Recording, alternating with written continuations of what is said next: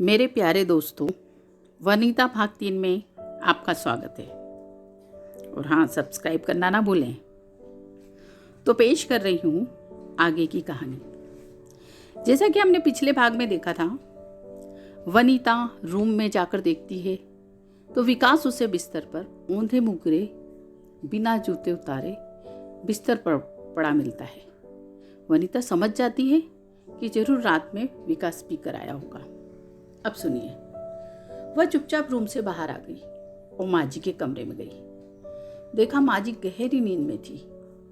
फिर वह किचन में गई। वनिता को किचन में देखकर सभी एक तरफ लाइन में खड़े हो गए। वनिता ने पूछा, क्या बन रहा है? तब एक कुक ने बताया कि अभी माँ जी के लिए सूप और जूस बन रहा है, जबकि विकास साहब के लिए नॉनवेज बनेगा। आप बताइए, आप क्या लेंगी? और मैम साहब, आपको यहाँ आने की ज़रूरत नहीं है, बस आप तो आज्ञा दीजिए, आपको वहीं पहुँचा दिया जाएगा। वनिता बोली, ऐसा कीजिए, मेरा और माँ जी का खाना साथ ही भिजवा दीजिएगा। अभी मुझे चाय और 2 पराठे दे दीजिए, क्योंकि मुझे स्त्री कल्याण समिति और अनाथ आश्रम भी जाना है।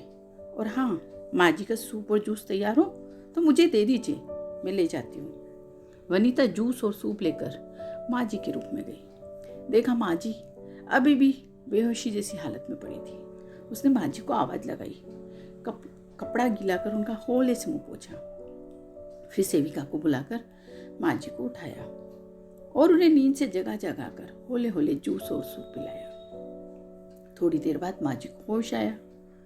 उन्होंने देखा सामने 2 सेविका खड़ी हैं। एक को तो पहचान रही थी, पर दूसरी को पहली बार देखा था।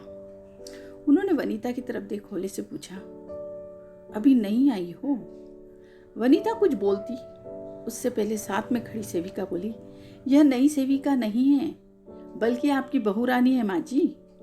वनिता ने उनके पांव छुए। सुनकर पुष्पा जी को गहरा आश्चर्य हुआ, पर उनका शरीर उनका साथ नहीं दे पा रहा था। वे फिर अर्धमूर्छित हो गई। वनिता छकपका गई, लेकिन सेविका बोली, आप परेशान ना हो मैम साहब, या तो बहुत दिनों बाद इन्होंने इतना जूस और सूप पी लिया है। नहीं तो जब विकास बाबू उठते हैं उसके बाद माँ जी को जूस और सूप पिलाकर दवा दी जाती है। वो फिर से माँ जी सो जाती हैं। रात में भी विकास बाबू के आने पर ही जूस और सूप दिया जाता है। कभी कभी बीच में मैं ही इन्हें गाय का दूध दे देती हूँ, जब देखती हूँ माँ जी को काफी कमजोरी लग रही है। वनिता बोली, अच्छा ऐसा है? ऐसा कितने महीनों से चल रहा है? सेविका बोली, पिछले 2-3 महीनों से ऐसा ही चल रहा है। वनिता बोली, उसके पहले माँ जी खाना खाती थी? सेविका बोली, हाँ थोड़ा बहुत खाती थी, पर धीरे धीरे जब से नींद की दवा दी जाने लगी है, तब से ना तो खाना खा पाती हैं और ना ही ज्यादा देर होश में रहती हैं। बस तभी से जूस और सूप पर निर्भर हो गई हैं। और वह भी विकास बाबू जब दवा दे देते हैं तभी दिया जाता है। वनिता बोली, ठीक है, इन्हें अभी दवा नहीं देते। 2 घंटे बाद जब मैं आऊं तो मूंग की दाल का पानी और चावल का पानी इन्हें दूंगी, तभी दवा देंगे। सेविका बोली, ठीक है। वनिता बोली, और ये विकास बाबू कब उठेंगे? सेविका बोली, 12 बजे तक। वनिता बोली, ओह तब तो ठीक है, तब तक मैं लौट आऊंगी। वनिता एक लंबी छुट्टी का आवेदन लिखा, फिर तैयार हो निकल गई। ड्राइवर ने जैसे ही वनिता को बाहर निकलते देखा, तुरंत गाड़ी लगा दी। वनिता उसमें बैठ गई। सबसे पहले वह स्कूल गई। वहाँ सभी लोगों ने वनिता का स्वागत किया। आखिर वो बहुत बड़े और रईस परिवार की बहू थी। हालांकि वनिता के लिए कुछ नहीं बदला। फिर वह अनाथ आश्रम पहुंची। वहां भी उसकी आवभगत की गई, लेकिन वनिता वैसे ही पहले वाली वनिता बनी रही। दूसरी हम लड़कियों ने उसे छेड़ा, लेकिन वनिता केवल एक रहस्यमय मुस्कान ओढ़ी रही। उसके बाद वह स्त्री कल्याण संस्था में पहुंची। वहां तो अब उसका अलग ही मुकाम बन गया था। कल तक जिसके सहारे वह आगे बढ़ रही थी, आज सभी उसका मुंह देख रहे थे। सभी ने उसे हाथों हाथ लिया। वनिता ने देखा 12 बजने में 10-15 मिनट बाकी हैं, तो उसने सबसे विदा ली, क्योंकि उसे माँ जी को खाना भी खिलाना था। वो विकास के माँ जी के पास पहुंचने के पहले वनिता को पहुंचना था उनके पास। वह घर पहुंची, हाथ मुंह धोकर माँ जी के रूम में गई और माँ जी के लिए मूंग की दाल का पानी और चावल का पानी मंगवाया। माँ जी अभी भी अर्धबेहोशी की हालत में यही बुदबुदा रही थी। बहू तुम आ गई, उसने और सेविका ने माँ जी को उठाया।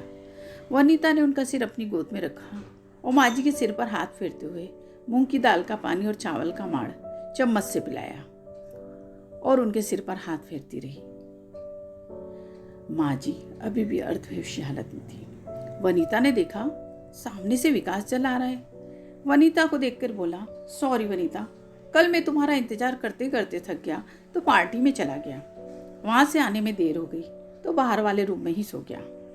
वनीता बोली, कोई बात नहीं, मैंने माँ जी को खाना दे दिया है। विकास बोला, तो फिर मैं दवा दे देता हूँ। विकास ने माँ जी को दवा दी। वनीता ने देखा माँ जी दवा खाकर गहरी नींद के आगोश में चली गई। विकास वनीता से बोले, वनीता मुझे ऑफिस जाना है, वहां से घर आने में लेट हो जाऊं तो तुम खाना खाकर अपने रूम में चली जाना, मैं वहीं आऊंगा। वनीता ने सिर हिला दिया। वनीता का रोज का यही रूटीन हो गया। वनीता ने देखा उसकी शादी हुए हफ्ता हो गया है, लेकिन विकास को उसमें कोई रुचि नहीं है। वो बहाने बनाकर कभी घर सुबह लौटता है या फिर आधी रात को शराब में धुत होकर। धीरे धीरे वनीता को विकास पर शक होने लगा। वह जानना चाहती थी कि आखिर विकास ने उसे शादी क्यों की। वह उसे माँ की देखभाल के लिए भी तो रख सकता था, फिर उसने वनीता की जिंदगी खराब क्यों की। बाहर की दुनिया के लिए वनीता विकास राय की पत्नी थी, पर वास्तव में अभी भी अनाथ और असहाय ही है, अतृप्त है। पहले माँ बाप के प्यार से वंचित थी और आज पति के प्यार से। लेकिन उसे इन सब चीजों की आदत शुरू से थी। शिकायत करे भी तो किससे। चारों तरफ से भीड़ थी, उसका कोई अपना नहीं था जिससे मन की बात बताकर अपने को हल्का कर ले। अंदर तो बिल्कुल सन्नाटा था। बस उसके खुद के घाव ही उसे याद दिलाते कि अभी वह जिंदा है और अब तो उसे माँ जी के रूप में जीने का मकसद मिल गया था। दोस्तों, आगे की कहानी के लिए आप इसके अगले पार्ट का इंतजार कीजिए। तब तक के लिए नमस्कार, धन्यवाद।